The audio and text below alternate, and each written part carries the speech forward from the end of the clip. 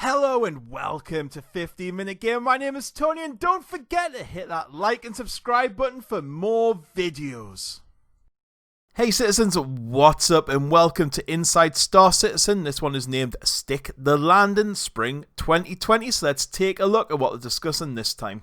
And first up we meet David, and he's talking all about landing in restricted areas and that sort of thing. So if you played Star Citizen, you will have noticed in certain areas when you get close to a spaceport, there used to be big ugly red lines and zones, and it just took away from the feel of the game because you like approach something, there was a red zone around it or something, so they've improved it.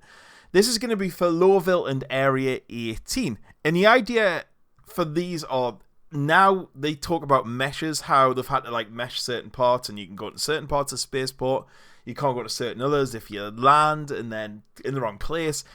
Autopilot, I've had ships blow up because of autopilot and everything. Some of the work behind this can be a little bit confusing. You're like trying to enter the spaceport and sometimes you got to put your landing gear down or it doesn't let you in. You'll bounce off things. It's a little bit of a mess. So the new one is that the idea around the area of the spaceport will all be restricted everywhere. When you get within range, you'll have to request landing. You'll get these little bars, see little squares that are on screen will pop up. Like, I've played lots of games like flight simulators that do this. And it'll effectively open a tunnel for you to let you go to your landing spot. So when you request, them little things will pop up. You'll fly through. So it's like a little mini game. And then you'll go into the spaceport itself. If you fly too low, too high, left or right, it'll tell you and warn you, and then autopilot will kick in again, so you could crash, so stay within them. What this means is there's no complex meshes to control the restricted area, it'll just be one massive big mesh. Once you enter the area, there'll be new messages for the air traffic control, say contact air traffic control for landing, and also they're going to start looking at improvements of better communication for where you're landing as well.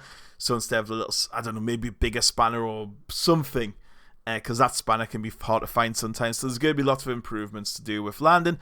And yeah, I'm pretty happy about that.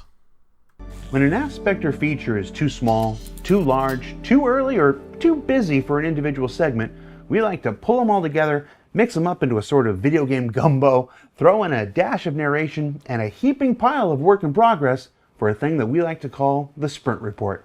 Let's get to it. That's Jared there. Everything comes thick and fast now. So first up is a generalized layout drag and drop infantry system, which could lead to new improvements. So basically just showing how it works, how it's going to fit together. If you move something out, something else can move in its place. Things will have different sizes. That sort of thing. He just plays around. This isn't how the game's going to look or work. This is just something they can do in the background. Next up, the VFX team are working on atmospheric re-entry. And what is so cool about this thing is when you're on a planet, if you're exploring, you'll see the ships entering the atmosphere with like plumes behind them and stuff, like a comet. You can see it in the video. It just looks incredible. This will be a lot of fun. I can't wait to play with this. I'd like to see if it blends into fire and if your ship might overheat if you go in too deep or anything in the future. Who knows? Next is a fire system test bed, which is going to give basically smoke and fire are going to spawn in separately in each voxel, and the voxels will have separate things, so the fire will be able to spread through. Again, this is just a test bed. It's nothing that's going to be implemented yet, and he says it's probably going to be very different to that, but it's going to be there. And next is the factory line for New Babbage, so we'll see some screenshots of that, how it's going to look. And he says basically it's going to be retail shop in there with Moby glasses, a job board, and maybe some missions.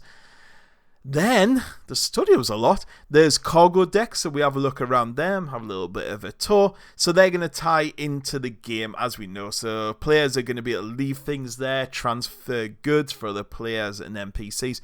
They're going to be based around in trade routes around certain hubs of a planet, and I think it's going to be a lot of cool gameplay loops in there as well. And finally, we have the new ocean shader improvements.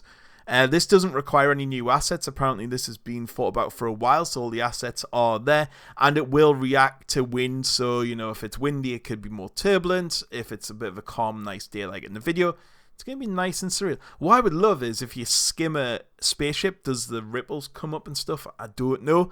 That would be a dream. I don't know if that could even be possible. But anyway, that's kind of rounding everything up. I hope you enjoyed the video. If you have any thoughts or want to discuss any of the issues, put them in below. I think there's a lot of cool stuff in there, and I can't wait to see how it goes. And I am excited for especially the re-entry stuff. Just looks cool. So thank you very much for watching. Goodbye.